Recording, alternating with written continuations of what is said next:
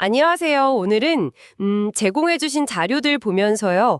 기업 인수의 그 복잡한 회계 처리, 특히 KIFRS 제11035 사업결합 기준의 핵심을 좀 파헤쳐 보려고 합니다. 네, 안녕하세요. 이게 기업 인수가 재무제표에 대체 어떻게 반영되는 건지 그 핵심 원칙이랑 과정을 좀 명쾌하게 알아보는 시간을 갖겠습니다. 네, 좋습니다. 이 기준은 한 기업이 다른 사업에 대한 지배력을 얻을 때 적용되는 건데요. 아, 단순 자산 매입이랑을 다루군요. 그렇죠.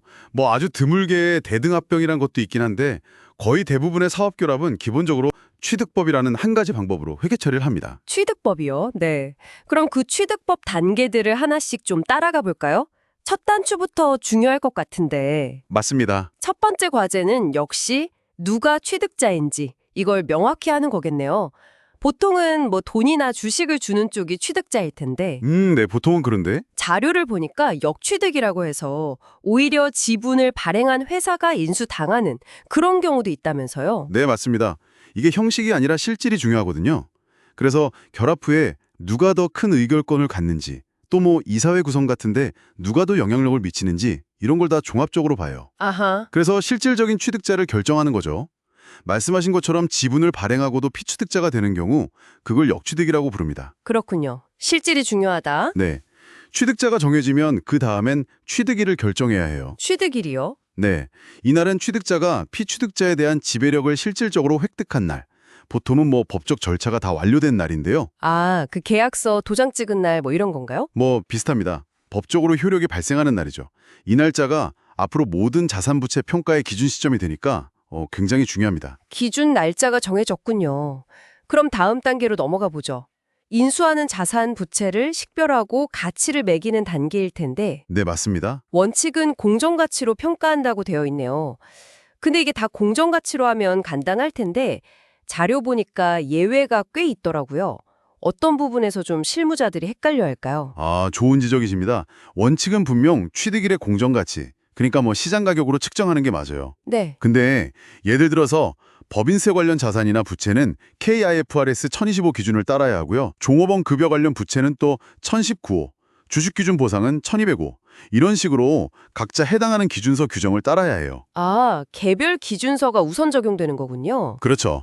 이 예외들을 놓치면 안 되는 게 중요하죠. 하긴 유형자산이야 그렇다 쳐도 고객관계라든지 아니면 브랜드 가치 같은 무형자산 있잖아요. 눈에 안 보이는 것들. 네네. 이런 거 어떻게 식별하고 또 가치를 매기나요? 이것도 그냥 다 퉁쳐서 영업권에 포함되는 거 아닌가 싶기도 한데. 그거 아주 중요한 질문인데요. 무형자산도요. 계약이나 어떤 법적 권리에서 발생하거나 아니면 분리해서 팔거나 라이센스를 줄 수 있다면 식별 가능한 걸로 봅니다. 분리해서 팔 수 있다면요? 네. 예를 들어 특정 고객과의 계약이라든지 아니면 기술 특허 같은 것들이요. 이런 자산들은 영업권이랑 별개로 따로 떼어서 공정가치로 인식해야 합니다. 영업권에 묻히면 안 돼요. 아하, 분리해서 인식해야 한다. 그렇군요. 그리고 100% 인수가 아닐 때 그 비지배 지분이라는 게 나오던데요. 이건 뭔가요? 인수하지 않은 나머지 지분, 그런 건가요? 네, 정확합니다. 취득자가 소유하지 않은 피취득 기업 지분이죠. 쉽게 말해 남의 지분. 네. 이 비지배 지분은 측정 방법이 두 가지가 있어요. 하나는 공정가치로 측정하는 거. 공정가치요? 네.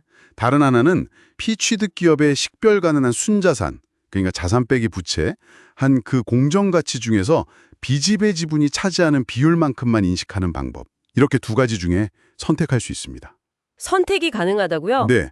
단 현재 소유 지분에 대해서만 선택권이 주어져요. 아, 복잡하네요. 그렇죠. 조금 복잡할 수 있습니다. 자, 이제 여기가 정말 흥미로운 지점 같아요.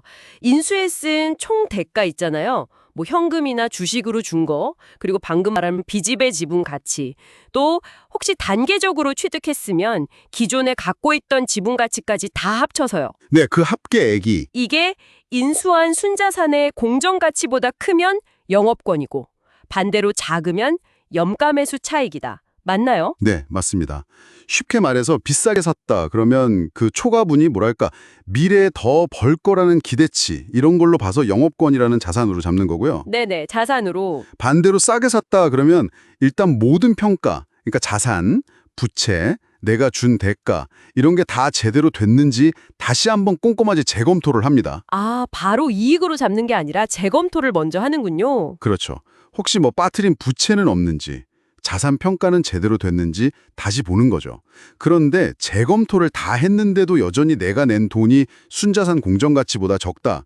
그러면 그 차액은 염가매수 차익이라고 해서 즉시 당기손익, 그러니까 이익으로 인식합니다. 와, 진짜 싸게 잘 사면 바로 그 해에 이익으로 잡힌다니 이거 대단한데요? 네, 그럴 수 있죠. 흔한 경우는 아니지만요. 그렇군요. 마지막으로 측정 기간이라는 개념이 있던데요. 아, 네. 측정 기간. 이것도 중요한데요. 사실 M&A라는 게 워낙 복잡하다 보니까 취득일에 모든 평가를 완벽하게 딱 끝내기가 어려울 수 있잖아요. 그렇죠. 시간이 좀 걸리겠죠. 그래서 기준서에서는 취득일 이후 최대 1년까지를 측정 기간으로 봐줍니다. 이 기간 안에 취득일 시점에 존재했던 어떤 사실에 대한 새로운 정보를 얻게 되면 그때 잠정적으로 인식했던 금액들을 조정할 수가 있어요. 아, 1년 안에 업데이트가 가능하다. 네. 근데 중요한 건 그냥 새로 발생한 사건 때문이 아니라 취득일 당시에 이미 존재했지만 그때는 몰랐던 정보여야 해요. 그리고 이 조정은 마치 취득일에 그 정보를 알았던 것처럼 소급해서 반영합니다. 소급 적용이군요. 알겠습니다. 와, 정말 복잡한 사업결합 회계 처리의 핵심을 진짜 압축적으로 살펴봤네요. 이게 단순히 회사를 사고 파는 행위를 넘어서 그 가치를 어떻게 공정하게 평가하고 또 투명하게 기록하는지가 정말 관건이군요. 그렇습니다. 이 모든 복잡한 과정은 결국 재무제표를 보는 투자자들이나 채권자들 이런 정보 이용자들이 합병된 기업의 실질적인 재무 상태와 성과를 정확히 파악하고 또 합리적인 결정을 내릴 수 있도록 돕기 위한 거라고 보시면 됩니다. 투명성이 핵심이죠. 네, 투명성. 오늘 다룬 내용 외에도 그 인수하는 회사랑 피인수회사 사이에 원래부터 거래 관계, 예를 들어 공급 계약 같은 게 있었다면요. 아, 네. 그런 경우도 있죠. 가에서 반영해야 하죠. 사업결합 대가와는 분리해서요. 네. 이것만 해도 나중에 한 번 더 깊이 이야기 나눠볼 만한 주제인 것 같네요. 자, 여러분은 오늘 내용 중에서 어떤 점이 가장 인상 깊으셨나요?